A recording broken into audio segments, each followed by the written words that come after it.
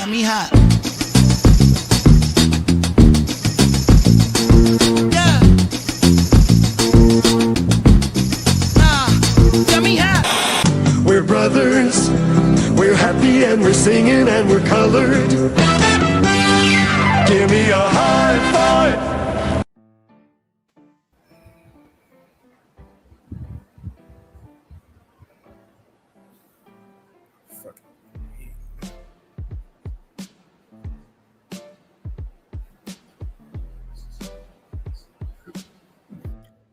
I don't think they can hear you.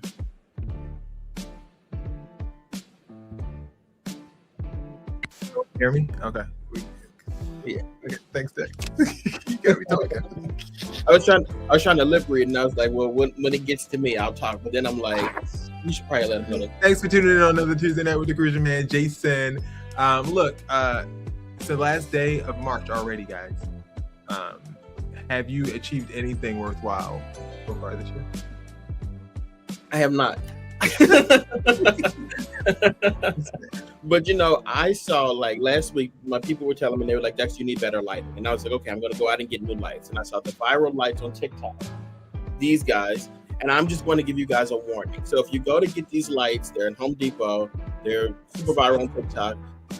You got to like what you're doing. Like they have to be the ones that say tripod on. So if they don't say tripod, you're just about to go fix a car or something like that. You ain't getting the right. Yeah, what's that?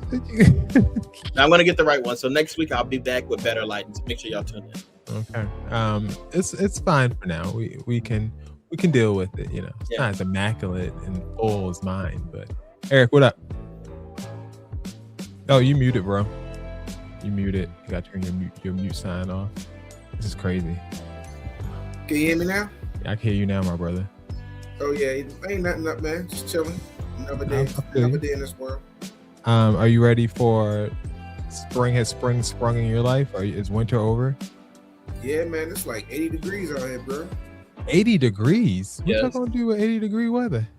Yeah. We went from a hard 35 to 80. That's crazy.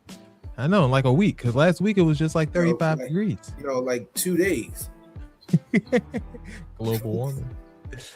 Shout out to Ty and Bill. Bill's not going to be joining us tonight, but Ty will be hopping on shortly, he says.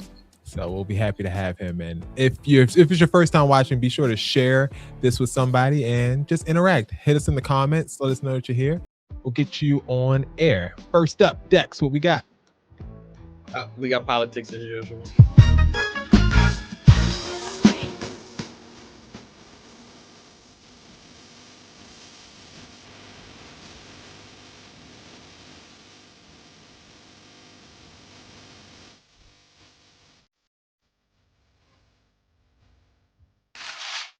Your first time watching, we do politics first, then we move to the scoop.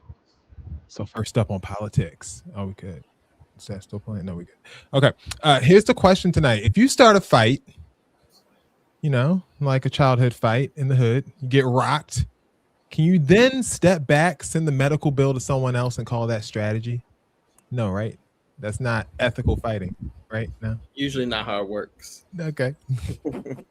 That's basically the position President Trump is taking right now on Iran.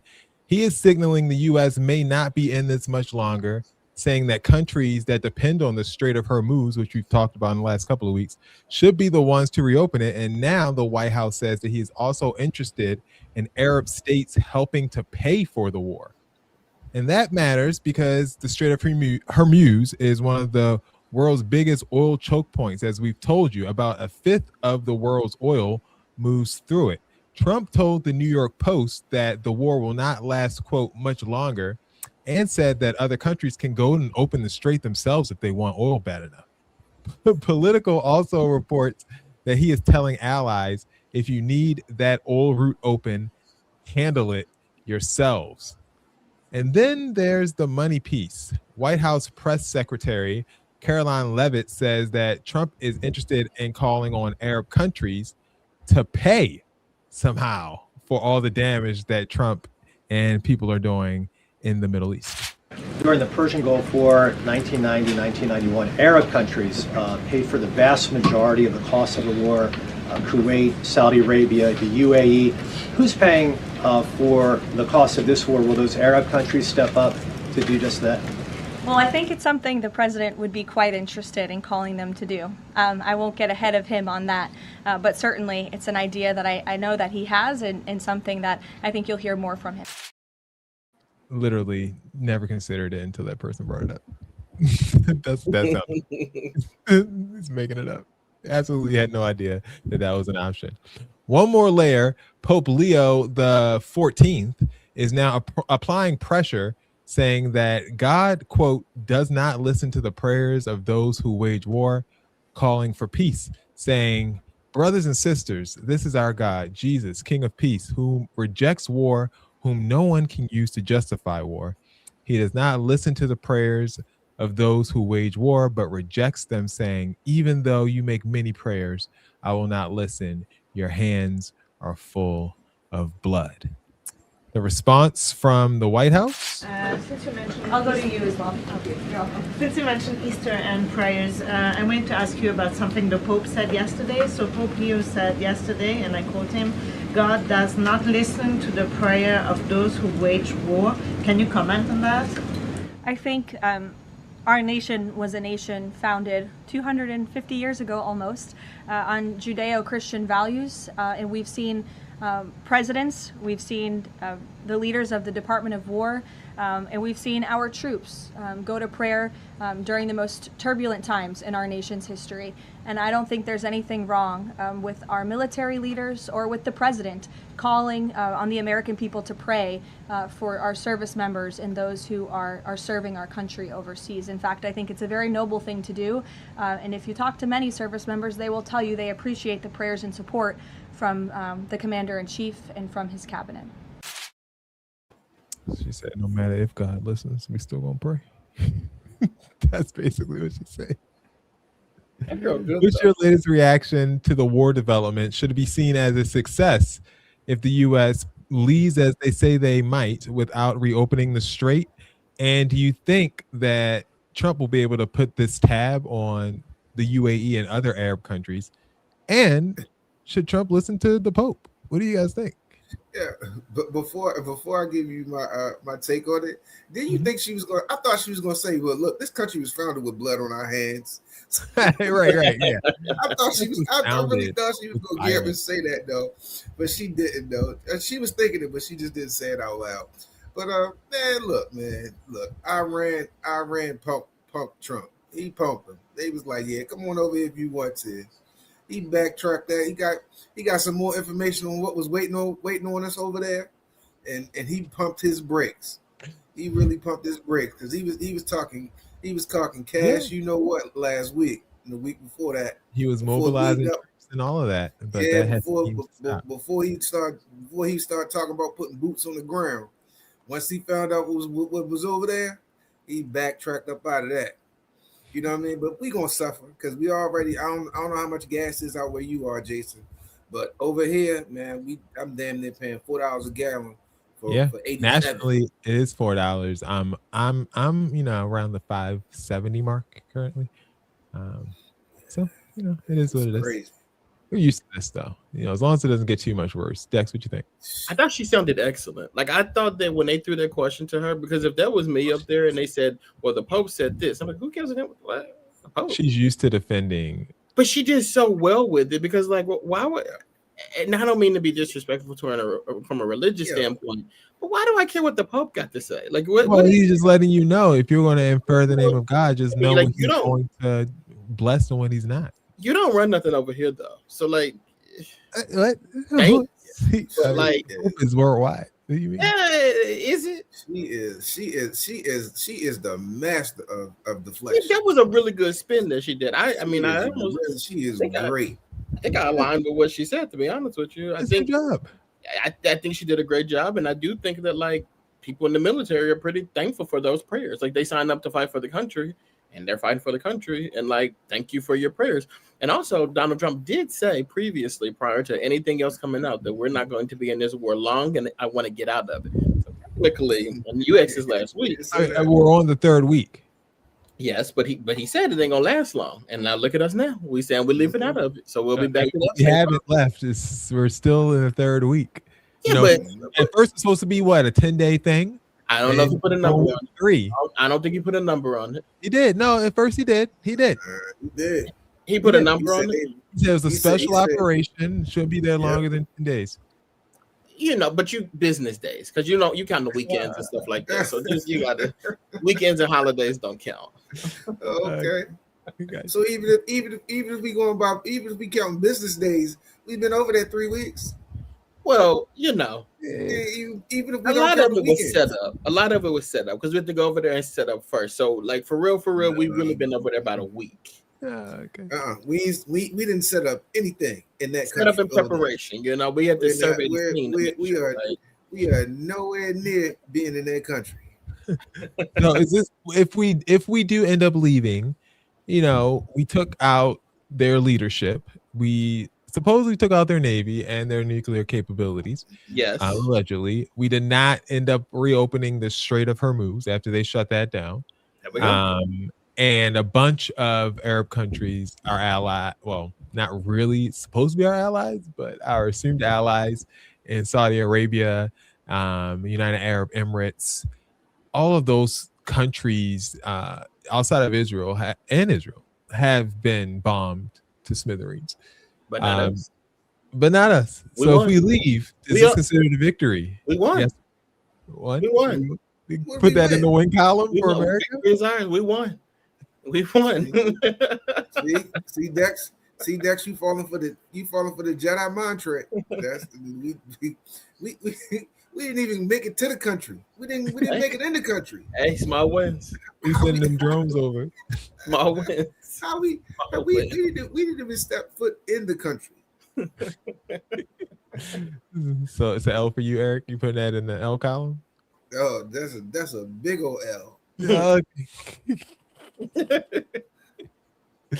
All right, moving on. We wish all the soldiers that are in peril's way the absolute best.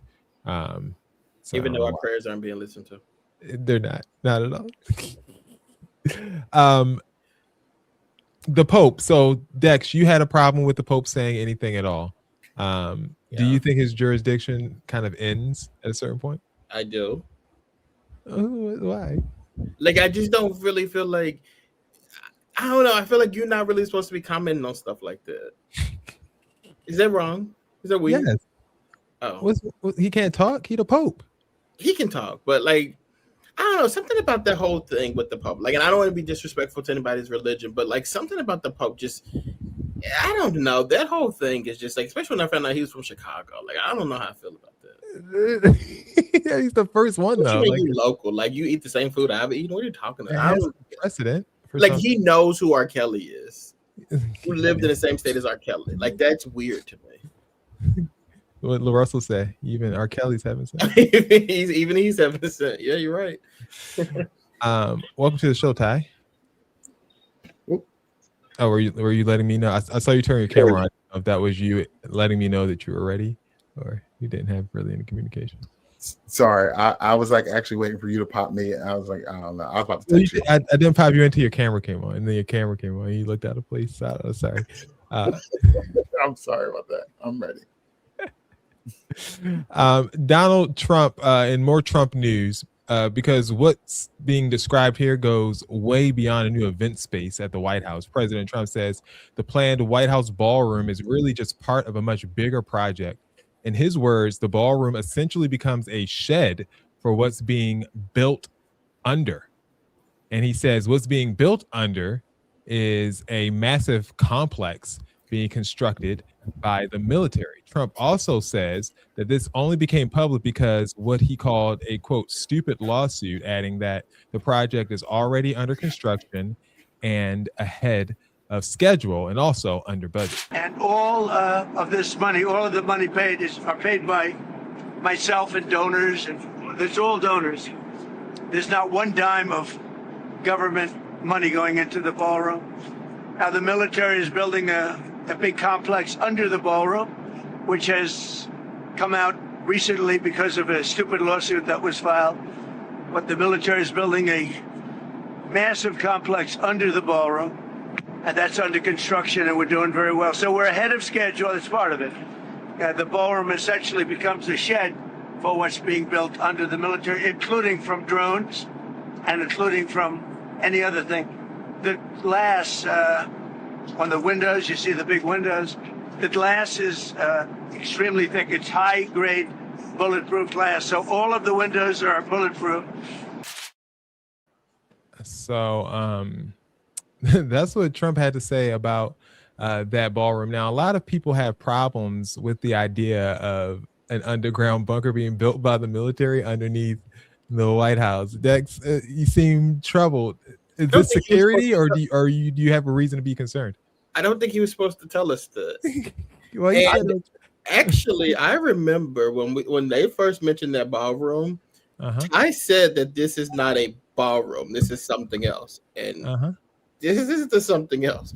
But what tripped me out, though, he was holding that poster board like how I used to when I used to BS a school project, looking down at it, trying to figure out something to say or whatever, just lying through your teeth and making it up. That was a terrible presentation. You get an F for effort. He was on Air Force One trying. Yes, but like he was shaking the thing or whatever. He's looking at it. He started describing the windows and whatnot. Like, what are you doing? He added that he was very busy fighting wars, so that's why he didn't have a chance to make it to give a better presentation. And I know he was lying because he goes, "It's being paid for by myself and other donors." Who are the donors? Well, that part is allegedly true, and that's also concerning, right? Because that means we don't really have access to that. We don't have any control over it. Like, can we actually kick him out if he owns? I would say, and also, why would you put your own money into something being built into the White House if you only have 3 more years in said house? Why would you? And it supposedly won't be complete while you're president. Yeah, so like, when are you going to see it? There's also no purpose. I mean, there is a purpose. He has a purpose, but there's no purpose.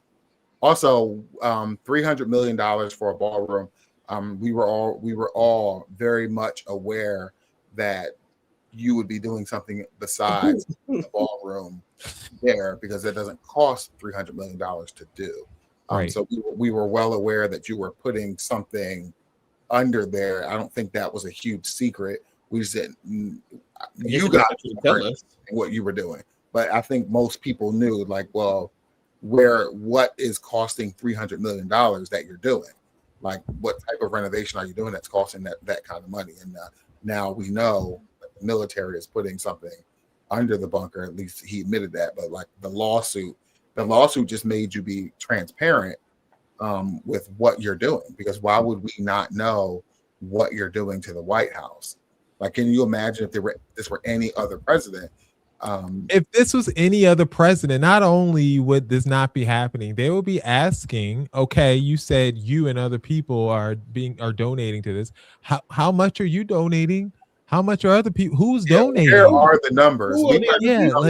Who's financing this? Where are the numbers on governmental property? And why would they invest in this? And when you say we're ahead of schedule, do you mean on your bunker or the ballroom? Because that ballroom is an eyesore. So we want the ballroom to be finished before the bunker. And this is the second time that he's talked about how safe this particular structure is going to be. Like, he talked about, it's going to be bulletproof before. It'll be bomb resistant. Drones won't be able to get in. Like, it's like he's projecting some sort of attack that he'll be able to survive, and whoever else is in that bunker will be able to survive. But the rest of us, that's why they're investing in it. That was an advertisement. Like, when he did that, he was showing these people what it is, how much money you need to get to get into this with us, whatever. If you want to survive, you better get in on this. That's what he was doing there. That's an ad. But this is the crazy part about it, though. Like, he's building a bunker. He's already said he's not leaving. You know what I'm saying? When his term is up, he's already said he's not leaving. And then the second most crazy thing about it, we know more about the goddamn bunker than we know about the Epstein files. This is crazy. Yeah, that's true. By design. It's crazy. Like, now, a federal judge did say today that he's halting any more production of the ballroom. Boy, you don't know what you got going on. Don't worry about it until Congress approves of the plans. Congress ain't got nothing to do with this. They're halting nothing. He already said it's private. They're not halting anything. Money. No, because they ain't even know they was building the bunker until he put that press conference up. They ain't even know. How many judges' orders has Trump just flat out ignored? Like, he has flagrant disregard for judges' orders. He doesn't care about. He'll appeal it. It'll go up the courts. Any way, shape, or form. It's also so bad, and to Todd's point, it's so bad in how much he doesn't care what these judges have to say that he literally is telling us what he is doing because of the lawsuit. Because this lawsuit that came out, I'm just letting y'all know what time it is, what I'm doing. You still can't do nothing about it. The only reason why you know about this is because of this stupid lawsuit. Yeah. Why would the lawsuit cause us to know about it? Why wouldn't you be upfront that you are building an underground military base? God knows what. A base, yeah. So there's a whole bunch of theories about what that's going to be like. There are a few AI companies that are reportedly harvesting data, and that's going to be like kind of the brain of government. Will be kind of below the White House and accessible to the president anytime. Those are some theories that are going around, but we'll probably never really know what's under there. Just the way that damn right, you ain't gonna know. Yeah, we won't know. We'll never know. So all we got is our theories, and they moving Area 51 over there. Show Paradise, Paradise on Hulu. You just told me to watch that. Yes, that's basically what that's about. All right, so that's what we got on Trump. A Druski comedy sketch, not special, is now a political flashpoint. His video, How Conservative Women in America Act, is widely being interpreted online as a parody of Erika Kirk and has triggered a fierce backlash. Here's a clip from the sketch. Ways have you grown closer to Jesus? I serve a righteous God. And that is why we say our prayers. And we are all his children. But when I say children, I mean like the holy, blessed Trinity, which is why I hold the Bible.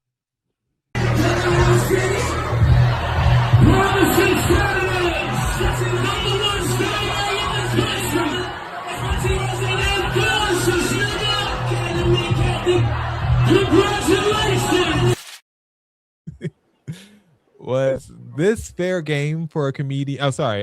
Ted Cruz wrote in response to the video, Senator Ted Cruz, Eduardo Rafael, also known as beneath contempt, is what he wrote, captioning the Druski sketch there. Was this fair game for a comedian like Druski to take aim at a public political figure, or was it a needless personal shot? Do you like that he did it or not? What you guys think? He never mentioned anyone's name. Yeah, I don't know why they assumed it was about her. Why she assumed it was about her? Yeah. Was there some resemblance or something? A dog will holler. A hit dog will scream. Holler for a dollar. I mean, like, do they not act like this? I don't understand. Have you seen if you've seen a conservative woman do the things that he did in that skit? I don't think there'll be an issue with it. I can name one that I've seen do that. So like, at least a few of those scenes, I mean, So what you want us to do about it? I don't see an issue with it. I also didn't see an issue when he did the church thing too. But people had an issue with that or whatever. But like, it's one of those things where if you're doing something and someone decides to parody it, that's not their problem. That's your problem. Maybe you should look within and change what you get and change your outward perception. You can see how you come off to people. Isn't it a comedian's job to kind of talk about society? Isn't that part of that? As the resident comedian here, check out my special on YouTube. I'm not trying to start nothing, but I think it is. And I think that social commentary is a thing that we do. And guess who else does it? Conservative women do it. You guys are talking about how other people live their lives and whatnot. You just don't do it as a skit. You do it and you make laws about it. Right. And you put out things that are actually not true. They're just absurd stereotypes. Like what you put out are like, from the ridiculous sparkling entrances and all that stuff. Like these are things that you're doing quite often, actually. Yep. The fact that you say it's become a trademark of sorts. Like the words that he's saying, I'm like, oh, it's just Jesus. And if you especially if you're a white man, like these ridiculous things. That Christian Griffith is saying, like you guys are saying these absurd things, and they sound absurd. That's why you're mad people are making fun of you. But like, I mean, comedy is supposed to stretch it a little bit, but to be honest with you, to be honest with you, like he didn't even really stretch it. He's damn near quoting you. Was this like one of those Lifetime reenactments? Like it was. Yeah, it was almost like Melania Trump reading Michelle Obama's speech. Like the stuff is pretty spot on. Actually, it was not even like it's supposed to be. Like you remember Mad TV? They would do a ridiculous stretch of it, and like that was those. Great. Mad TV was phenomenal. I actually just watched the clip of Whitney Houston, Deborah. What's her name? Yeah. Deborah Sink. What's her name? Deborah. Whatever it was. But yeah, she was doing a thing of Whitney Houston. 10 out of 10. 10 out of 10. But like they would make it absurd, but like that. To be honest with you, that's what y'all do. Eric, did you like the Druski skit, or do you think it was a little bit overblown? I mean, it was a little long. You know what I'm saying? It was a little long, but it was cool though. I mean, we always get into an uproar when stuff happens when we do parodies on white people.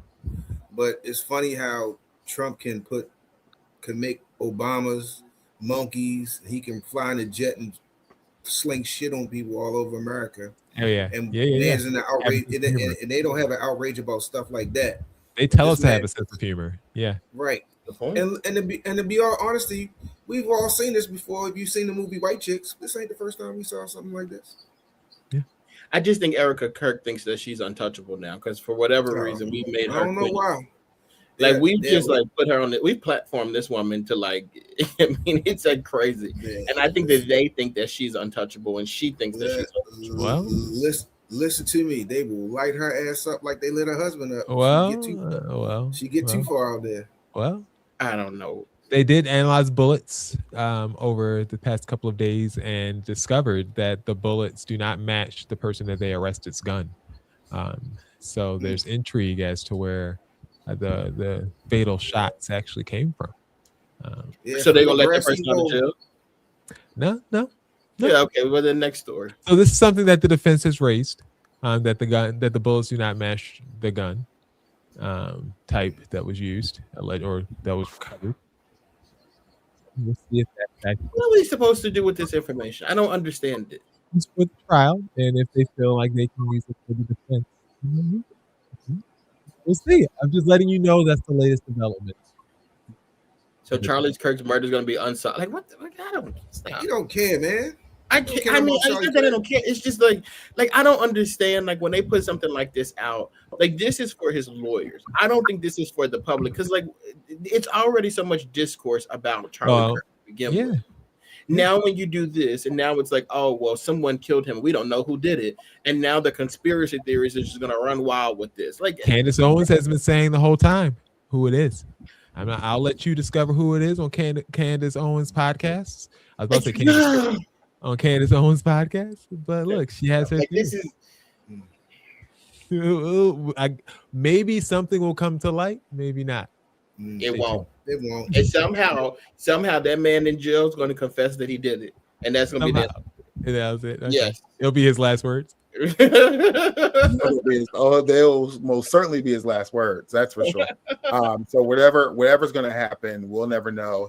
He'll be dead, of course, by suicide, and we will honestly never know what really happened. We'll just continue to speculate, and it'll stop covering. And we'll move on because they'll stop covering it because they're going to flood the market with so much other tomfoolery that it'll fade. Kind of people will forget. They'll release it on a Friday at 5:45 p.m. Yeah, we don't care. So you don't have to care less, Mr. Kirk. Sorry this happened to you, and yeah, whatever. Hope all your beliefs were true because then you're smiling. Whatever. We also wish a fair trial for Mr. Tyler DeLuca and anyone else who has been apprehended as part of this. I'm trying to figure out why Tyler DeLuca had a gun in this space in the first place. Like, are you stupid? Like, I don't. Maybe he was shooting birds. Well, then you exactly where you belong. To. Shouldn't be shooting birds.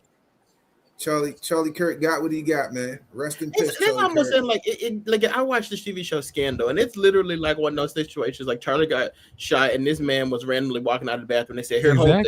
Here, hold this gun," and he held the gun, and they were like, "He did it." Exactly. What's happening? Charlie. I mean, not Charlie, but the whatever his name was. He's sitting there like, I don't know what I did. I don't know. And dragging him off. Honestly, the way Scandal works, I mean, some of the stuff might be true. It got to be real. God. This is so stupid. Based on a true story. All right, moving on to the scoop. No races today for you. Wait. The scoop. Yeah. What? What? Somebody told me you was gonna talk about Kristi Noem today, and I was looking forward to it. Oh no. Who told you that? Me, because I wanted to talk about it. You should have texted me. We'll have to figure out a way to talk about that. Maybe we could talk about that after the show. She needs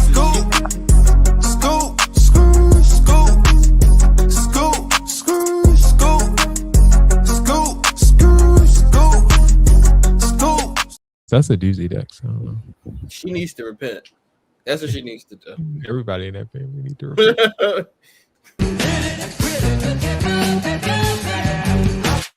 All right, so we're going to play a little game. The game is called You Think You Know a Person.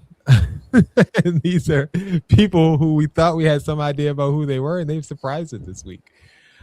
Okay, let's get into this one because nothing says I just unlocked forbidden knowledge quite like repeating something half of us heard in basic U.S. history class.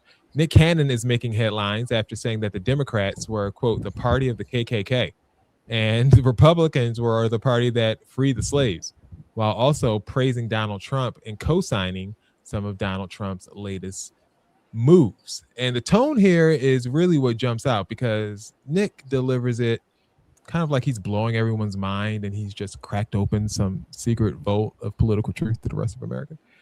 When in reality, this isn't just some elite hidden history secret. This is just something that a lot of people have already known. Democrats don't care about black people, and they don't care about people. They don't care about people of color, and the Republicans do, and that's the misconception. And you know what? I agree with you 100%. Thank you, people Nick. don't know that the Democrats is the party of the KKK. Yep. People don't know that the Republicans are the party that freed the slaves. Yep. I mean, both of you and I have some conservative views. You just a little bit more outspoken about it than I am. And I don't subscribe to either party. I rock with W.E.B. Du Bois when he said there's no such thing as two parties. It's just one evil party with two different names. Here's the part that Nick leaves out just for those who don't know the history. Yes, the Republican Party was the party of Lincoln. And yes, the Klan was tied to white Southern Democrats back then, but the parties did not stay frozen in 1865. The New Deal started moving black voters towards Democrats. The 1964 campaign for Barry Goldwater pushed the racial divide even harder, and Strom Thurmond literally switched from Democrat to Republican in protest of the passing of the Civil Rights Act, which stopped segregation. So no, this isn't some secret history. It's just basic history with the last few chapters ripped out. So what did these comments from Nick Cannon say about him to you? First, before I get to Nick Cannon, the one thing that I really enjoyed about the video that was played in the conversation is that when Nick Cannon and Slutwalk were driving in the car having a conversation, and he says, I agree with the Republican Party, blah, blah, blah. She was like, yes, King, I hear you, boy. And then he continued to speak. And then at some point he said, but I really don't agree with either party. Like, I just think they're both evil or whatever. Slutwalk was completely silent. She had nothing else to say. And I think that Nick Cannon consistently gets himself into hot water when it comes to making political statements. I remember back in 2020 when he made anti-Semitic statements and he was ousted from CBS, and then he made a public apology, and now he's doing it again. Hopefully, people are swift with cancellation this time, just like they were before, and we'll get another apology out of the morally corrupt Nick Cannon. All right. Bad showing, worst showing. Ty, what would you give Nick Cannon as a grade for this? So here's the thing, right? Some celebrities, especially those that have been around forever, their education is likely lacking in certain areas. And so we really should not be looking to them for matters of, political history, U.S. history, or anything else, because they're likely just not well versed in it. And so Nick Cannon is learning this information, but then he just kind of that's like when you're studying psychology for the first time. Like you learn something at the beginning of the chapter and you get so excited that you try to start using it on people, but really you haven't read into the entirety of the thing. So you're not a good psychologist. You're actually giving bad advice to people, and that's all you're doing. So that's kind of what Nick Cannon is doing. Like he learned something, and then went with it. Like you just stopped reading, and so now you're spewing this knowledge. I do agree in that you shouldn't just align with one party. That both parties have their good policies and both parties have their bad policies. Both parties can be harmful if you're not paying attention to what it is that they're doing. So that part I do agree with. It's just when he does make a good point, it's just wrapped and surrounded and engrossed in tomfoolery. And so that's kind of the issue with Mr. Cannon. But we wish him the best with his children, and I guess he's having a baby with this one too. I don't really know. Maybe he was helping one of them do homework and he was paying attention and he said, "Oh wow, this is the thing." I don't know. That's what he but said. I do know he's been on set pretty much. He was a child actor, so he's been on. And I go to set with my daughter, and that's not school. So if that's all that he was getting, times have changed too. They used to let them drop out at 15. Yeah, Nick Cannon, I'm sure he doesn't have a high school diploma. Let me find out. I get it. I mean, maybe it's not his fault after all. That's what I'm saying. He's a product of his environment. We got to stop looking at these people like intellectuals. Yeah. Some of them just aren't, and it's okay. They're entertainers. That's what they are. Yeah, they're entertaining. He just entertained us with foolishness. Wow. It doesn't say he went to high school either. Look, when I type in Nick Cannon, absolutely did not all that. How he's been on TV our entire lives. Nick Cannon, when I look it up, it said he played in a movie called High School. So there we go. He was acting like he was in high school. Crazy. All right, let's get into this one. You think you know someone? Chilli. PLC's Chilli is pushing back after backlash over reported Trump-linked donations and a reposted Michelle Obama conspiracy video. Chilli says that she's, quote, not MAGA, said that the donations were a mistake because she believed she was giving to causes involving veterans and anti-human trafficking, and said the Michelle Obama repost was accidental. The controversy is also reviving criticism over her past All Lives Matters comments. But for a lot of people online, the issue isn't what she's saying now, is whether the full digital trail matches her explanation, because critics are pointing to what they say is a larger pattern. Accounts Chilli allegedly follows, posts she allegedly likes, and social media activity that they argue goes beyond one accidental repost or one mistaken donation. There are also highlighting accounts she is said to follow, including Byron Donalds, Evil Dex. That's what I like to call him. Bryson Gray, David Harris Jr., Joy Villa. That's the one who wears that crazy stuff on the red carpet, I think. That's all she does. That's all she does at the Grammys. Donald Trump Jr., Tommy Lauren. What happened to her? I haven't seen her in a while. Yeah. And Newsmax are some of the people or accounts that Chilli follows on her official account, along with likes and engagements on posts tied to Donald Trump's win in Georgia, his return to the presidency, and praise for Charlie Kirk, and a Byron Donalds post celebrating the early successes of Trump's second presidency. You can see here on the screen, it's highlighted, liked by the real Chilli. Chilli has denied being a MAGA supporter since writing, "I want to be clear," in the boldest thing that she put on the page. "I am not MAGA and do not support any of the many policies that are causing great harm to the American people. I made a mistake too many make. I did not read the fine print. I thought I was supporting causes against human trafficking and for veterans, two things that I care deeply about, as my dad is a veteran and everyone knows I love children." Okay. I have learned a valuable lesson and ask for grace as I navigate this. Love, Chilli, heart sign. She also denied knowingly posting a repost of a rumor where someone said that Michelle Obama registered to vote as a man in 1994. She addressed that on Instagram. Hey guys, I wanted to come on here to address a few things that's circulating on the internet that's very concerning to me. Let me say this first. I have the utmost respect and admiration for Michelle Obama, and I would never say or do anything that is disrespectful to her or to any woman. I would never do that. And I had no clue that this repost had happened until I started getting phone calls and text messages from everybody, and I immediately went to my page to see what was going on. Now, mind you, I'm not very computer savvy, so I'm looking for this repost button, and I see that all of these buttons are very, very close to each other. And clearly I was scrolling and my thumb hit the repost button. Again, I had no clue that something like this happened until I got all the calls. But of course, I took that down, and, you know, I would never post anything like that. I would never do something like that. That is not my character. I have supported the Obamas. I gave to the campaign, both runs, voted twice for him, and supported the organization that Michelle had in the schools for exercise for the kids. I would never do anything that's harmful or hateful to anybody. You know, I'm just not wired like that. That's just not who I am.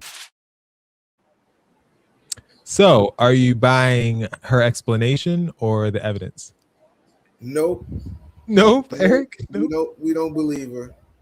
We don't believe her. She just tried to. She just looked. She said, "Look, man, I'm just gonna empty all of this shit that's out in my closet. These skeletons in my closet. I'm just gonna give them all to y'all and beg for y'all forgiveness." But we don't believe her, man. We don't believe her. I'll say this. I don't think it matters whether she's telling the truth or not. This is her statement.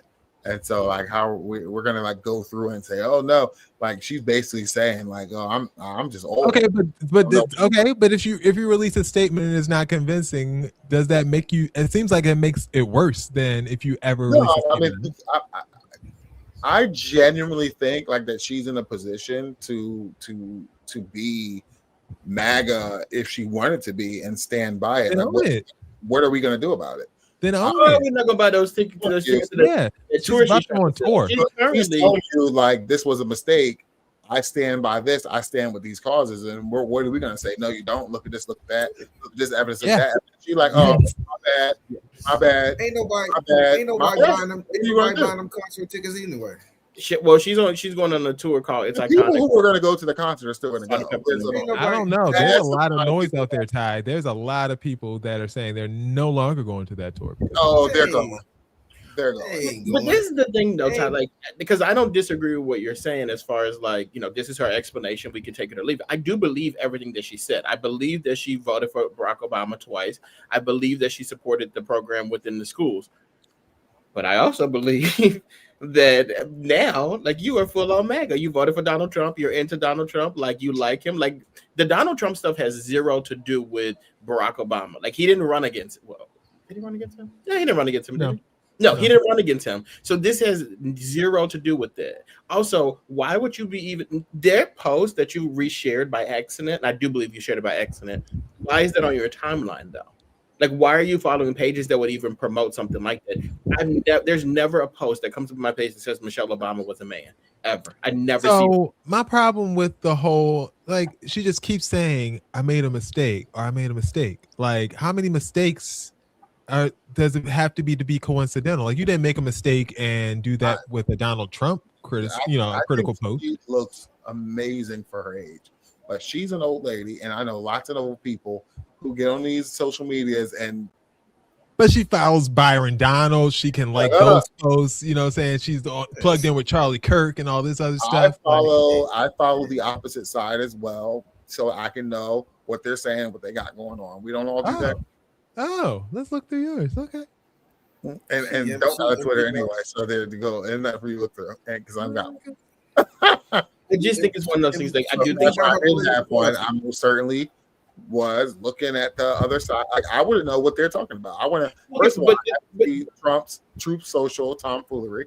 I got to see this stuff. Like I got to be able to bring knowledge to the show and the conversation. I can't be walking around all ignorant with yourself into it. I mean, I feel you. You're trying to. But to take it a step further, though, T-Boz, her label mate did an interview, I guess, back in 2016, and she actually said out loud that, like, yes, she voted for Donald Trump, and like she said my partner, my bandmate voted for Trump. Yeah. So it's like one of those things where like this is not a lie. So like the fact that like this reshare happened, it's believable, and I do think. And I do think that you are entitled to vote whoever you want to vote for. You are absolutely entitled. But don't gaslight us. But also, like the people who support you and support your music and whatnot, they're entitled to support what they want to support too. And if you're supporting, if the money I'm giving you, you're going to then give it to Donald Trump, then I don't want to give you money. And I'm entitled to that.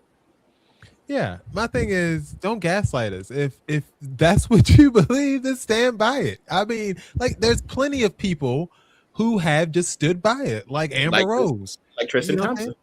Exactly. Like, and there are people that are proud Trumpers, and you can be one of those. CeCe Winans. Like there's people all around that do that. But at least we know. Don't gaslight us and act like you're not. The issue though is that she's not proud of it because there's backlash. If there was no backlash, you wouldn't have no issue. You would still be liking what you like, and you should continue to do it. Then they have to do the run, right? The Nicki Minaj run, where you go and do all ridiculous stuff. And she's probably Chilli's not sitting with Donald Trump because she's not going to be invited. So she will if she gets out there and says, "I support Trump. I vote for Trump." I think she's doing a great job. I bet you she won't. I bet you she won't. I love Chilli. Chilli. I love Chella. I love Chella. Look, Donald Trump. Donald Trump is an amazing artist. Bring this guy out now. Oh, it's a woman. That's his thing. Like you think Donald Trump's going to bring out a black woman has been artist? Absolutely not. But on Nicki Minaj, you not call her Chilli. But Nicki Minaj is still kind of like cold out here. TLC. What? Eric, everybody's cold out here. Well, one of them's going on tour, and one's not. Ain't nobody coming to see no 2-man TLC concert. Well, one of them going on tour and one's not. Put it like that. That one that's up in the White House ain't going on tour. Look, hey Jason, you know that she gonna be at Artscape.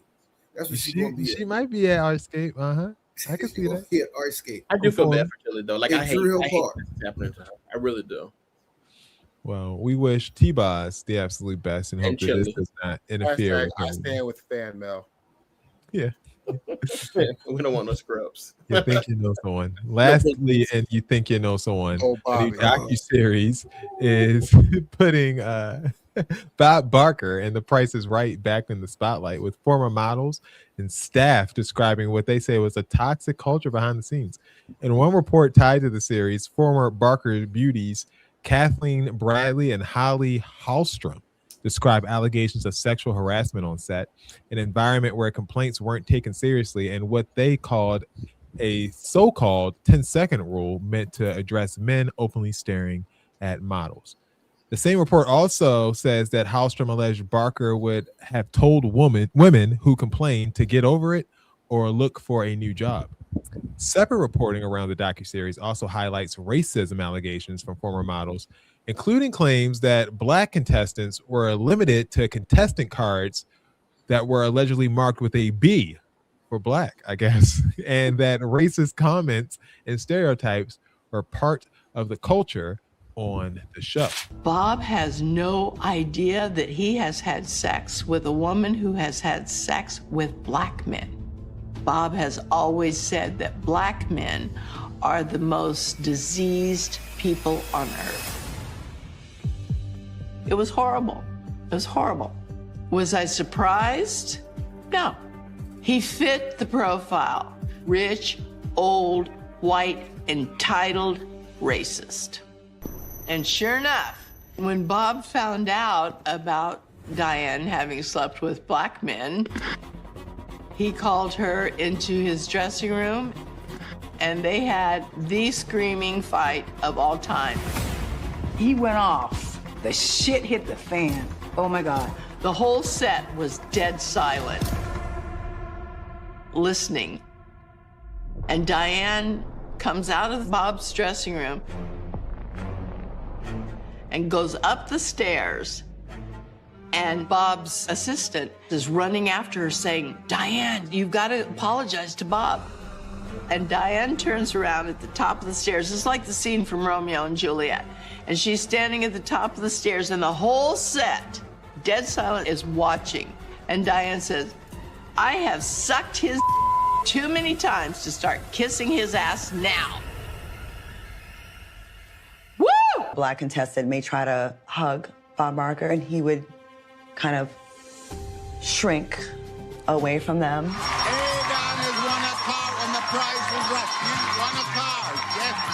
Don't attack me. Don't touch me.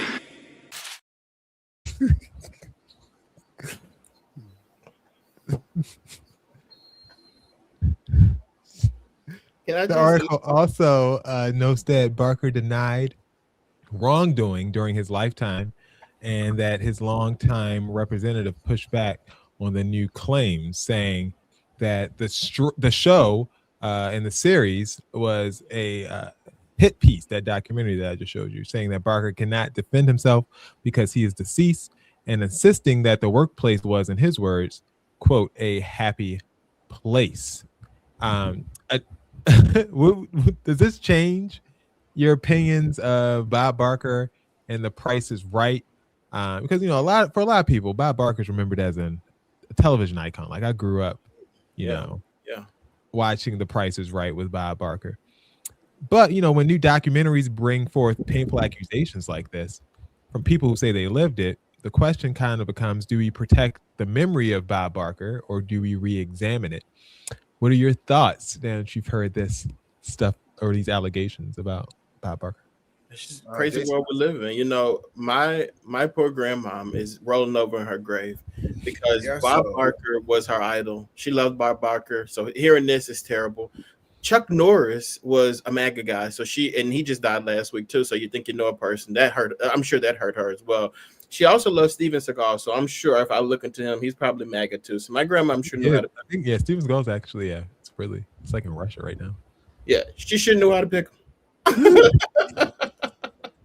I think we grew up with these people at a time where we didn't really look too much into their personal lives, and we didn't have access. How could we get into it? Right? We didn't have access to who they were, and we just saw them for the characters that they presented online. And Bob Barker, like everyone else, is just playing a character, the endearing old talk show host, but is deep down, could be allegedly, I don't know, I don't know what agendas could be having for putting this information out. What I do know is that I don't think anyone's watching reruns of The Price is Right, and so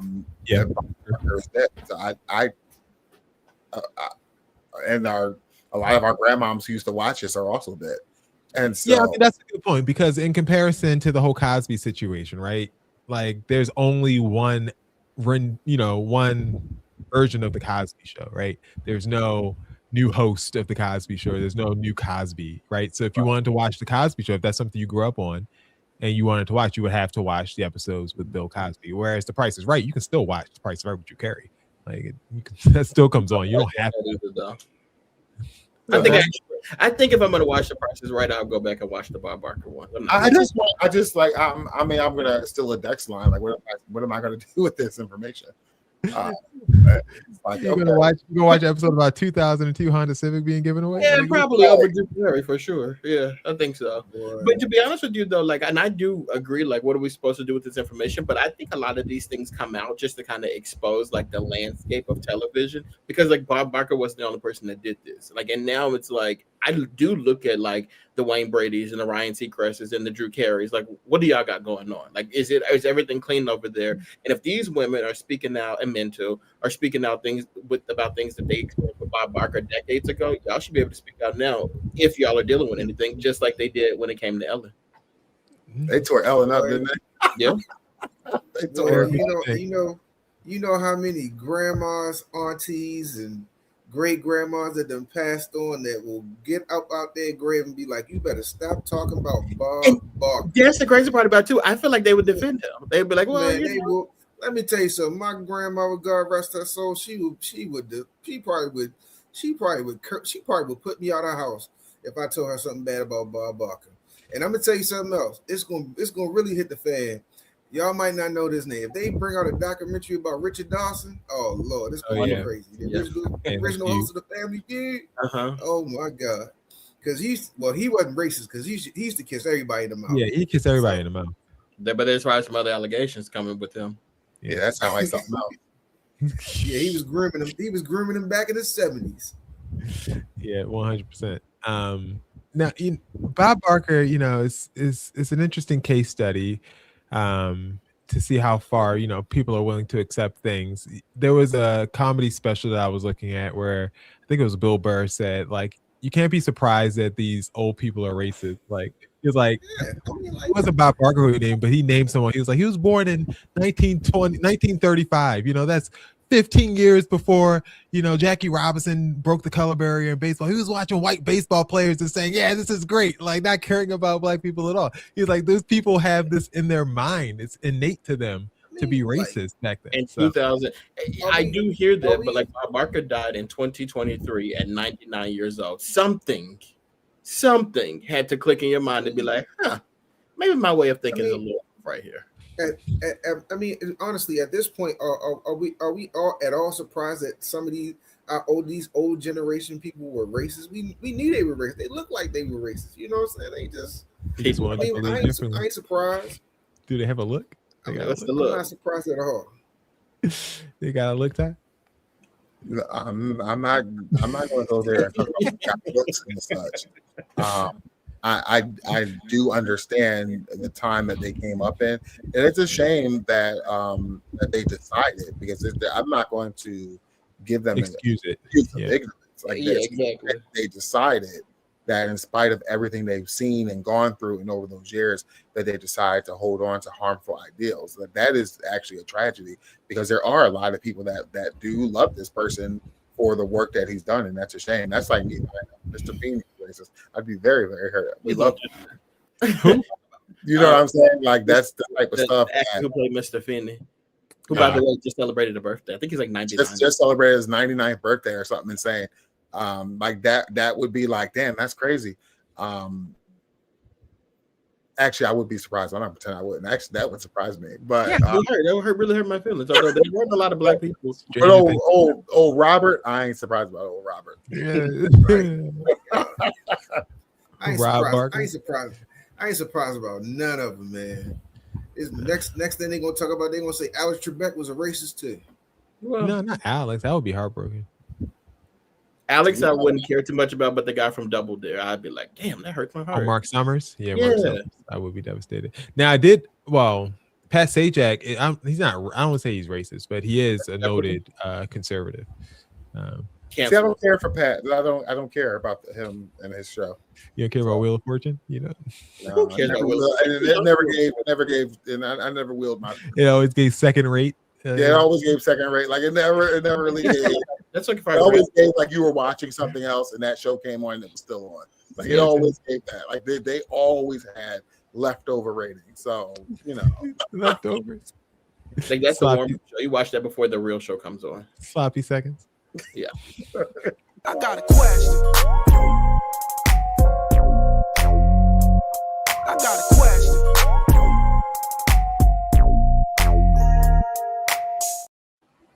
All right, guys, this is the part of the show that we like to call Q&A. You guys ask us a question, we give you an answer. All right, here we go. I've been going to the same gym for a while, and there's a girl I see pretty regularly. We've had a few normal convos, nothing crazy, but enough where it didn't feel random to ask if she wanted to grab coffee. Before she can even answer, this guy I've never seen with her steps in and loud enough for half the gym to hear, goes, "She's taken, back off." Whole area turns and looks. She's embarrassed. I'm sitting there confused. And now I look like I just got publicly checked for no reason. I didn't say anything, just went back to my workout. But now the gym feels awkward every time I'm there. Main issue, I keep showing up and ignore it. Say something if I see him again, or just find a new gym. And was I out of line? And did he do too much? What did he do? Way too much. Or did he do way too much? Bench pressing boundaries. What y'all got? Oh, I like that title. He did way too much. He did way too much by asking someone if they want to grab coffee. No. The guy who yelled, she's taken, did way too much. The boyfriend. Okay. I would have definitely told him in the moment that he needs to relax. Like to relax, like, you know, get off the juice a little bit. It's not really good for you. Like to have that type of reaction, you're definitely on the juice. You definitely need to relax. And would I allow him to run me out of my gym though? Absolutely not. Like, it wouldn't even cross my mind. I show up to that gym every single day. There are plenty of other girls in the gym that I'm sure you can connect with. But you're not there for that anyway. So just do your workout. Just stay away from. I mean, as long as they're not harassing you, I don't see why you would leave your gym. But isn't it mortifying to have someone loudly proclaim? I think most people can see that is the unsensible person. Like that's the ridiculous person. So it's like, why would I be embarrassed because you are yelling from across the gym? I mean, she's walking around the gym working out. She's talking to me, and she's allowed to do that and still have a boyfriend. I'm not saying she's not, but I just misunderstood what was going on. I wasn't being creepy. I asked for coffee. Like she didn't even get a chance to speak for herself before he went yelling across the gym. I think they are the problem. I'm just going to stay away from them. That's all. It's really very simple. I actually align with everything Ty said up until a point. Like we were on the same page until he said, just go on about your business. No. She never got a chance to answer. So the next time she's in there and you don't see him around, you need to shoot your shot. No. And the way you do it is, get yourself choked out. No. You got to apologize. You got to say, look, I'm so sorry. I didn't know that you were with old meathead over there. I do apologize. I do apologize for embarrassing you because I saw the look on your face that you were embarrassed. I am so sorry. And then she would say, thank you for your apology. Or she'd say, oh, we're not together. And in that case, we're going to go get some coffee. No. Eric, dangerous play because you got to bench press. You got to be comfortable with where you're bench pressing. See, Homeboy had a chance to speak up for himself when Homeboy got in his face talking about she taking, and he should have slapped him. You know what I'm saying? Now you just running scared. You know what I'm saying? Like you had a chance to rectify the situation. But why would you slap him? You can't say that. You can't say that she's taking.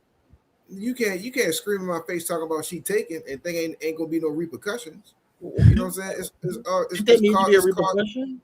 Yes, you screaming in my face. Yes, you scream in my face.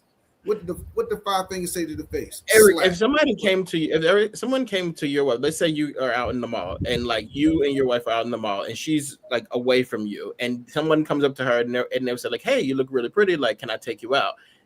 And you witness that, you would scream at that person.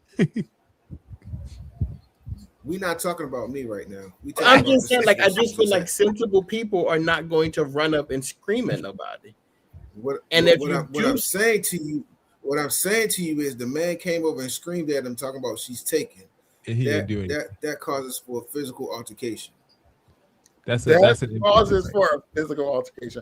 I disagree with that. Like, I'm not one to run scared. But like I don't engage in unnecessary. Like I just don't have the time. Plus, at my age, I throw in the gym though. Like you gotta take that into account too. Like there's a lot. Both get kicked out of your gym if you get into a fight. It's not worth it. Yeah. So let me ask you a question. Let me ask all y'all a question. So if you're in a gym and you're having just a civil conversation about maybe she asked you about a piece of equipment or something like that, and you turn around and the homeboy talk about she's taking, screaming in your face, you're not going to turn around and say, yo, if you don't get the fuck out of my face. I would say that, but I don't think I'm going to hit him. I don't think I'm going to hit the guy, but I would ask him if he's okay. You're not going to say nothing? I might say, bro, chill or something like that. Yeah, and ask him if he's okay. Like, relax, dude. Like, relax. It's not that serious, but I'm not going to hit him. I'm not like afraid of you. Like now, if you like continue to flex, I can understand. But Eric really is that tool. Put your hands on me. Then it's a problem. I'm not gonna walk over and slap you. Like I'm just not. First There's of all, this guy that tows cars on Twitter and they act just like Eric, and this is proof because it's just complete aggression, like from the jump. yeah, I don't feel the need to. Like I don't feel the need to. I just don't have the energy for it. I'll be tired. I just don't have the energy for it. If I'm having a civil conversation with somebody, I understand why you would be upset. I just don't think I would take it to. I'm having a civil conversation, and then I turn around and somebody screaming in my face talking about she taking. Oh yeah, we got a problem because I'm going to tell you to get the fuck out my face. And if it takes you longer to get the fuck out my face, I'm going to help you get the fuck out my face. But what if it was like he overheard that he was proposing coffee, and he was just trying to make sure. I wonder why he was like kind of standing around listening to you, kind of like this flirting thing with his girl. It's happening. It happens often, especially when your girl's dressed like he just don't wait a minute now. Yeah, he wanted them. He don't trust her, and they got problems, and I just don't want no part of it. So I'm just like, because she really gave her an opportunity to say, like, "Hey, I'm taking. My boyfriend is right here." You didn't even give her an opportunity to say it. Oh, so you think he was just you thought he was threatened and thought that she might I think that he is controlling of that woman because like she can let me know that she's not interested or that she has you. Like it's fine, you can relax. So we're on the writer's side in all of this. We are all on the writer's side. Except Eric, Eric thinks that the writer should have punched him in the face. But I would have stood up for myself on the same side than he did. But I would have stood up for myself more than he did. And I wouldn't the thought of leaving my gym wouldn't even cross. And that too. Don't do that. But that awkward though. You go into the gym now, and I don't feel awkward. Like everyone's looking at you because they remember the time that you. No, I can promise you this in the gym. Nobody is looking at you. That everyone's in those shiny little mirrors, looking at themselves. with noise canceling earphones on. Not noise canceling headphones. Except for that day. They all heard that though. They did hear that. I guarantee you they probably didn't. If you come to the gym, people are not worried about you like you think they are. Like they're just not. Like then nobody's worried about you. Go to the gym and do what you gotta do. Nobody's thinking about you at that gym. They're not gonna remember you. The only annoying thing is that everyone's facing forward typically in the gym. So if it feels like everyone's looking at you, but really no one is because everyone's. Or you know what? But you know what? We've all been to the gym, and then you know what? She might be the type of female that just wears them scandalous ass. That's what I'm saying. Yeah. See. Potentially. They exist. We are they not exist. Going. That is not. She was a nice lady too. Like and we're he didn't say anything about that. He mostly just said like she was interesting. So let's just say that he was interested because personally, I like going to the gym with my little cut off shirt and my little tiny shirt. So I'm just gonna do my thing. Yeah, but we're talking about a woman. You wear whatever you want to wear. She wear what she wants. That make you feel sexy? You don't like it. Does that make you I don't understand why you had to tell us that you sexy. You wouldn't believe how sexy I am. I don't understand why you needed to tell us that to relate to what so ridiculous. Like you should not be this sexy. Wait, if you guys have questions, please go to www.brotalk.com/questions. Jason. So press record and let you feel me.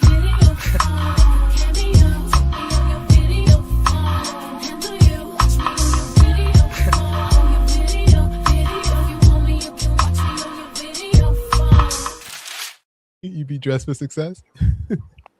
Dressed for the season you want to be there. You want to be me so bad. I'm so sick of it. Tonight's clips, the category is funeral business. Okay. So these are all people related to funerals. Okay. All right.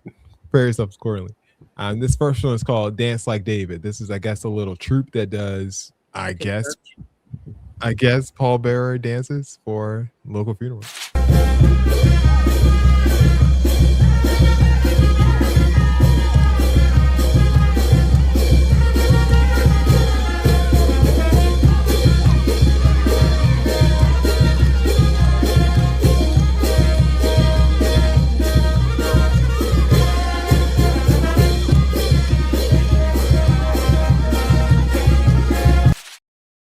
Would you hire them? I want you to do it. Absolutely.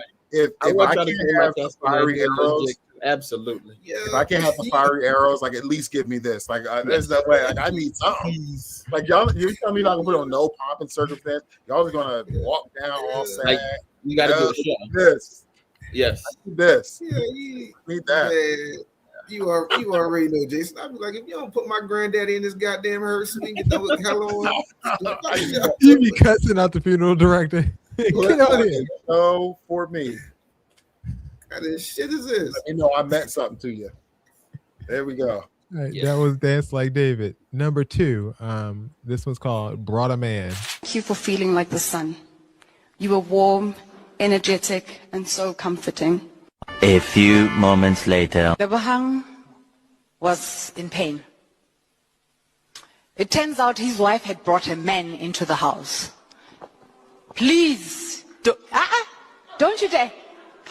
That's it. That's it. Enough. She brought a man into my brother's house. She brought a man into my brother's house.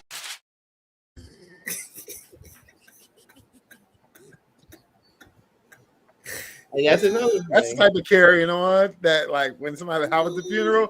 Oh, you can't wait. That's another thing. You please watch who has the mic at the funeral. Because if you know it's somebody who's going to cut up like that, don't get in the mic at my funeral, please. Do not. And that's the stuff I don't like. Like, don't come here cutting up. Not in don't my cut up. She threw that water bottle at her. She got the way don't like you dare. Boom. Because you know what? She knew it was coming. She knew she was the crazy part is the people at She was this prepared. funeral already know this information. So you don't She was prepared for violence. She knew what was going on. She was prepared. She knew what she was gonna get up there and say that my brother married a whore. She brought a man into the house. Brought a man in my brother's house. All right, this next one is called Heavy. This is for a person whose grandma, I guess, was heavy. The whole city out, the whole family out for you. Man, she got about 30 people holding her casket out. I got to show. With it, baby, you are love. Look at all these people holding your casket, baby. Oh, Slow down. Slow down. That's my sister was love. Look at this. It's like $1 million in this. They all hollering at each other. Yo, why was the burial ground so far? Like, why was it? This is what happens when you run out of fucking life insurance and you ain't got none. They got to carry your ass from the funeral home to the graveside. You had to carry for the funeral home. They obviously they ran out of money. God damn it! That's what happens when you let somebody run you out your gym. Y'all should be able to pick that lady up. Y'all pathetic. That man's back was about to explode. His back was about to give in, and like that ain't gonna hurt. One lady has the audacity, like, we're struggling to carry this woman, and you are recording it. Get over here and grab a corner. She is so low. Look at all these Weird people. little side. It looked like it didn't have nowhere to grip it. You better figure it out. Because why are you recording this? They ran out of money. I think I'm with Erika. I think they just ran out of money. I don't think it was her weight. I don't think they had the appropriate stuff. They were like, "Oh, we don't need that." You know, you pick up truck. You sure you don't want this? Because if you don't have, we don't need that. Then you're gonna try to carry that thing. And you're like, oh, now at this point, if they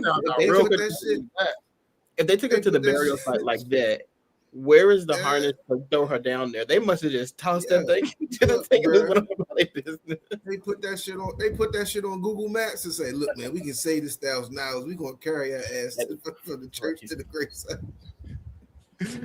That's foul. That one of the bag's back is about to give out. The whole city out, the whole family. Holding up his pants. Hold up. I didn't got him like his mama holding up his pants. Hold on, look at his pants. While recording. The whole city out, the whole family out for you. Man, she holding his pants And up. look, you see every muscle in his body is giving it all these. And that man on the right, he ain't doing shit. No, he just has Oh, his in the corner. Yes. Look, run it back again, Jason. Look at the man. The whole city out, the whole family out for you. Man, she got about 30 people holding her caskets out. Them two on the right, they doing nothing. And just holding it and moving slow. Putting his hand on top. Like, what's your hand on top for? Add weight to it. He like shit. I gotta go to work tomorrow. I ain't throwing my back out. Throw my back out for you. She should have been stopped eating. We knew that. That one in the back though. He ain't gonna have no back in the morning. He might as well call out now. He loved her the most. Was flexing. He got that thing. He loved that. That was his big mama. Yes, it was. Everything he had. Emphasis on big. Literally. That was his big mama. All right, next up we have a pet funeral. Boom, boom, boom, boom, boom, boom, boom, boom, boom. Now tell me what you gonna do, but it ain't nowhere to run. When judgment comes for you, when judgment comes for you, tell me what you gonna do, when it ain't nowhere to hide. When judgment comes for you, 'cause it's gonna come for you. Looking for water, easy see something jolly. Little boo guy got him, and I'm gonna miss everybody out of roll and flow. Okay, look at him while flag and play for dust, and they play too deep for beach side. Little legs I got to be. Tell me your feature deceased with it, please. Marry me by my grand, way you can go follow. God bless you, working on a plan to heaven. Follow the Lord on 24/7 days. God is who we praise, even though the devil's all up in my face, but he keeping me safe and in my place. Say grace to the gates for race, without a change to face the judge, and it gets my soul with buzz. Grudge because there's no mercy for thugs. Ooh, what can I do? It's all about the family and how we grow. Can I get a witness? Let it unfold. We live in our lives, so we turn our soul. Hey, And we pray, and we pray. Dex, your reaction? No, because like at first I thought this dog laying on that table. When I first saw it start, I was like, damn, they took the dog went out better than the grandmom did. Like that was nice. Like they had the gurney and everything. Like that was perfect. And then when I saw the dog laying on the table, who did the body? Why is the dog laying on the table? Yeah. When I saw that dog laying on that table, I almost died. So did I. I thought it did. Like it started off like this is over the top and crazy, and then it started to decline as you watched. So I mean, if you're gonna be crazy, right? That was just weird. Don't put that dog on the table. Like put that dog on that. Then they had other dogs go in there seeing the dog. Like, why would the other dogs want to see the dog? They had to say goodbye. They had to say goodbye. Don't do that. That dog was laying down. All his hands was up. Yeah, they just laid on the table, and then they laid them out on the table. Then they probably gonna have a repass. They gonna put the food on the table where they had the dog laid out. Same table. Yeah, they clean the table up. You know, a little wipe down. Wipe it down. Clorox wipe. Yeah, like that's gonna kill the whatever. It's embalmed. What you mean? That dog was not embalmed. Not the way he was laying out on that table. Like that literally is the position that the dog died in, and they just like transported the dog. Was not embalmed. Well, it came in a hearse. It had to do something at the funeral home. Yeah. Now that hurts. I thought was what do they call it? They wrapped his ass in an old blanket and put him in the hole in the ground. That's another crazy part about it. You did all this pomp and circumstance. You had like a limo to bring him up there, whatever. You had him laid out on the table, but then you could throw him in a old pissy blanket and throw him in the ground. Like I'm sure y'all could have done That's his favorite blanket. Would you want to put him in a Ziploc? Like, what you want? Something a little bit better than that. You're gonna wrap the little pitsy blanket. Oh, Lord. By the way, that one wins for me too. Like that. Wrapped his ass in a blanket and just put him all back. That's crazy. All right, I just enjoy watching the people do their thing. Okay. Are we going with the dog? Big Mama? Brought a Man or Dance Like David? The dog. I'm going with. I gotta go with Brought a Man because that's the type of carrying on I like to see. All right, Eric. Brought a Man or the dog? I like Big Mama. JC got the tiebreaker. I gotta do the tiebreaker. Okay. All right. Just because we've never seen anything like it, I'm gonna go with Pet Funeral. I appreciate that, but I ain't never seen nothing like none of this stuff. None of this. No, right? I'm saying, like, you seen something like this other stuff? Where the hell are you from? I'm gonna go with Pet Funeral. Not like this in my life. I kind of seen something like to the with the lady at the funeral talking about her brother? We've seen I would funeral love to cut-ups. be witness somebody cutting up like that. I've never seen nothing like that. We've seen funeral cut-ups before. As long as it's not my funeral. Somebody Right. like Don't do it at mine. Look, Ty, you almost seen it at my cousin's funeral when my uncle started asking me a couple questions in the beginning. Oh, Lord. It could have went left. It almost did. Well, I'm glad you all held together because I can't be privy to no scuttlebutt. For more of these, hit us up at BroTalkLive.com and on TikTok at BroTalk Live.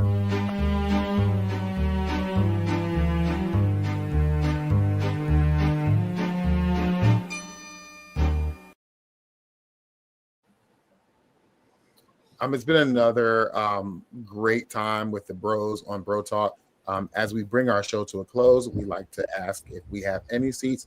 The seats is a part of our show where we just kind of talk about the things in our lives that are just don't sit well with us, and the people need to be seated. So, gentlemen, do you all have seats today? I do. I got one. Dex, let's give you the floor, and then we'll move. Mine really isn't that bad today. I don't even really think you don't need the disclaimer. I don't got to go off camera or no, nothing like that. Oh no! You don't, right. I ain't gonna get no letter this week. Not from HR. I ain't gonna get no letter. Mine is kind of really like I don't know how many people watch sports talk, but like I'm just tired of like in general all of these like ex professional players. Like when they get on these podcasts and stuff, they just all just whine and cry and just like act super sensitive about stuff. Like I'm just tired of all of it. Like from Stephen A. Smith to Ryan Clark to Acho to it's just a lot of them, man. All of them just deserve a seat, man. They just be a bunch of whiny ass grown black men. It's just terrible how they just whine and moan, bitch and moan and cry. So they all deserve a seat. That's my seat, bro. Solid. Well said. Pretty solid seat. So last week on this show, there was a story that came out, and I was so defensive because I am a really big fan of Brandy, the singer Brandy. Huge fan of hers. And in fact, when we first started this segment called Seats, like it was kind of in honor of Brandy because It was an homage. Yeah, that no one showed up to. And like, I love Brandy. So like I got her memoir, I cracked it open today. And in the first 2 pages of the memoir, she does a disclaimer. And the disclaimer says of a memoir about her life, the first page says some names and identifying characteristics have been changed and some dialogue has been recreated.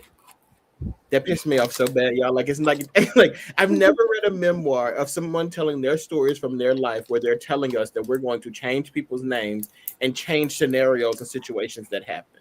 And then furthermore, and I may change my mind on this, I'll have it finished next week and I'll do a review. And then furthermore, into the book, she starts to talk about how she has anxiety about making people like her and all this stuff or whatever, right? And she doesn't want to disappoint people. And then she does that disclaimer once again. So then I'm starting to read the book, and I think the first chapter that I'm in, I think the whole thing's a lie. I think everything she's saying is a lie. I don't believe one word of anything that she's saying. I literally think that she is writing a story that she thinks could be turned into a movie, and she's writing scenes in a movie. Like literally, that is what I feel like the start of this memoir is. And I'm so pissed off that I decided to read this one before reading the Arsenio Hall one because it was a waste of my time so far. And again, I'll finish it. I'll let you guys know if y'all should read it or not next week or whatever. We're not going to read it. To be honest with you, that's actually a fair assessment because when celebrities, when something happens to them or they get older, they want to make these movies about them, and their families are always coming out like that didn't happen, that wasn't true. So it's kind of a smart move to get ahead of it, like putting your own memoir out while you're still kind of and lie. Tell the lies to yourself. I mean, tell the lies to yourself, but like we can't now put out a movie of your life that doesn't align with the story that you've already told about your life. Yeah, so that's kind of a smart move. Yeah, but just don't call it a memoir. Just say you wrote a novel. Yeah, but if I don't call it a memoir, I put foolish. I wasn't gonna buy. I'm like what y'all keep doing to these other people. I don't want this. I'm very disappointed though. It's I very go out there and act a fool at y'all what y'all did to her in those movies. So no, I don't want that. Oh, and also, one more thing in this memoir, she's on a book tour and she only went to 2 locations. Why are you being so lazy? That's so Brandy. Isn't that real Brandy though? I just don't understand it. Like she's just, I don't know. She got stuff. I mean, I think she's a bigger star than what she actually is. I don't know. Maybe it's just me, but I feel like we have unsung. Like, why do I need a book?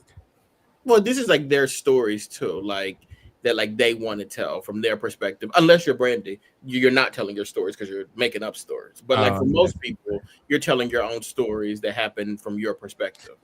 Allegedly. Yeah.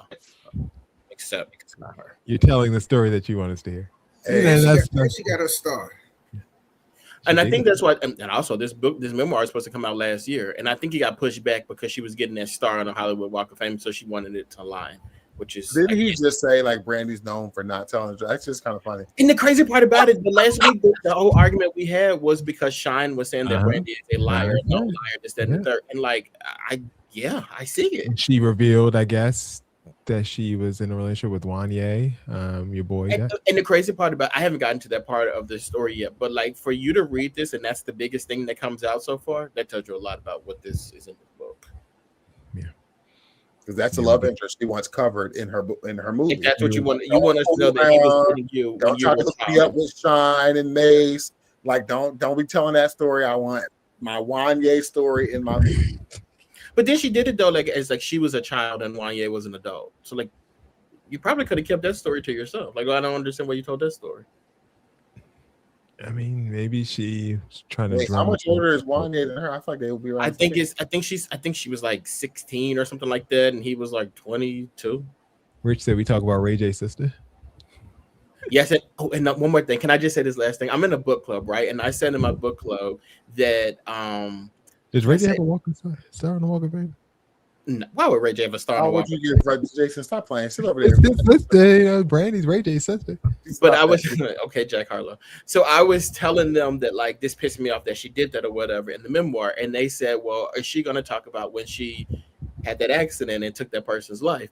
That's all we hear about. And then they were like, and then they said she must have a great like PR agent or whatever, because like that story just kind of went away. And I was like, that is kind of funny. Like, let me investigate. Do you know Brandy had that situation in January of 2007, and in May of 2007, Ray J sex tape came out. Brandy leaked the tape. Wow. Brandy leaked the tape to get the heat off of her. I figured it out. Reporting. Yeah. Allegedly. I said you gotta throw it in there because look, Brandy ain't finna sue me. Allegedly. There you go. And I might be back next week saying it was the best book I've ever read in my life. I don't know, but as of right now, I ain't feeling it. Ty, we always gotta stay ahead of it, you know. We throwing out allegations. Can't let it go for too many beats. I give you about 3 seconds. Because when they cut that clip, they're gonna be like, they ain't say it. They didn't say it. Any other seats? No, I think our hearts and minds are clear for today, unless you have one. Nope, I'm good. You don't got nothing about Christy, no? No, I don't. No. Life's good over here in Cali. Chrissy Nome asked for prayers. Like, what are we praying about? I don't get it. Like, what are we supposed to pray for? Well, her husband's a cross-dresser, so what do we have to do with us? She wants prayers for the family. Ask the Pope for him.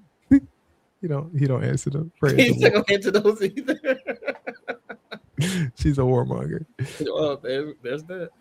Please share this if you have a chance. Let everybody else see it. Since you've already seen it, help spread us around the internet as soon as we exit off of here today. And don't forget, follow us on TikTok, Instagram, and X at BroTalk Live. Interact with us there. I appreciate you guys tuning in tonight. Do we have any special announcements to give? Are we good? Nothing for me. Head over to holyculture.net and check out my latest article. I can't remember the title for the life of me right now. It's a long title, but just search my name. It should pop up. For Dex, for Ty, for Eric, and for Bill, this has been another edition of Bro Talk Live. We will see you guys next week. Peace out.